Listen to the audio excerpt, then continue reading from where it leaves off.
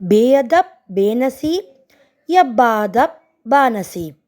پیارے بچوں، اس کے معنی ہیں بڑوں کا ادب نہ کرنے والا بد نصیب رہتا ہے، جبکہ بزرگوں کا ادب کرنے والا بانصیب ہوتا ہے۔ گاؤں کی صبح بڑی پیاری لگتی ہے، شہر کی طرح نہ ہی گاڑیوں کا دھواں اور نہ ہی شور، ہر جگہ سکون۔ کی خالہ گاؤں میں رہتی تھیں۔ احسن اور حسن پہلی بار گاؤں گئے تھے، اس لیے گاؤں کی زندگی دیکھ کر انہیں بڑی حیرت بھی ہوئی۔ سیدھے سادے لوگ اور کچی پکی سڑکوں پر چلتی ہوئی بیل گاڑیاں، یہ سب کچھ ان دونوں بھائیوں کو بہت اچھا لگا۔ احسن اور حسن پڑھائی میں بہت تیز تھے اور خوب ذہانت کی باتیں کرتے۔ گاؤں کے لوگ ان کی ذہانت سے کافی متاثر ہوئے۔ دونوں بھائی بڑوں کا ادب کرتے اور بزرگوں کو اس بات کا احساس فوری طور پر ہو جاتا تھا کہ دونوں بھائی بہت تمیز والے بچے ہیں۔ شام کے وقت گاؤں میں ایک جگہ پر گاؤں کے چھوٹے بڑے مل کر بیٹھے ہوئے تھے۔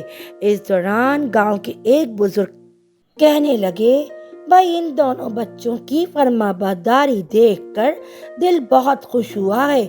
واقعی چھوٹی عمر کے ہیں مگر بڑوں کا ادب کرنا خوب جانتے ہیں۔ دوسرے بزرگ نے کہا، جو اچھا ہوگا وہ اچھا ہی پائے گا، اور جو بڑوں کا ادب نہ کرے وہ بد نصیب اور محروم ہی رہتا ہے، جبکہ بزرگوں کا ادب کرنے والا بانصیب ہوتا ہے۔ پہلے والے بزرگ نے کہا، انکل جی، اصل میں ہمارے والدین نے شروع سے ہمیں ایک بات ذہن نشین کرا دی تھی کہ بے ادب بے نصیب اور باادب بانصیب۔ احسن جو حسن سے بڑا تھا، اس نے بڑے ادب کے ساتھ کہا۔ گاؤں کے لوگ احسن کے منہ سے یہ مثال سن کر حیران ہوئے کہ اتنا چھوٹا بچہ اور باتیں بڑوں جیسی۔ پھر سبھی گاؤں والے احسن اور حسن کی فرما برداری اور ذہانت کے قائل ہو گئے۔ پیارے بچوں، ہمیں بھی احسن اور حسن کی طرح بڑوں کی عزت کرنا چاہیے، بڑوں کا احترام کرنا چاہیے، تاکہ ہم بزرگوں کی دعا لے سکیں اور اپنے ماں باپ کا نام روشن کر سکیں۔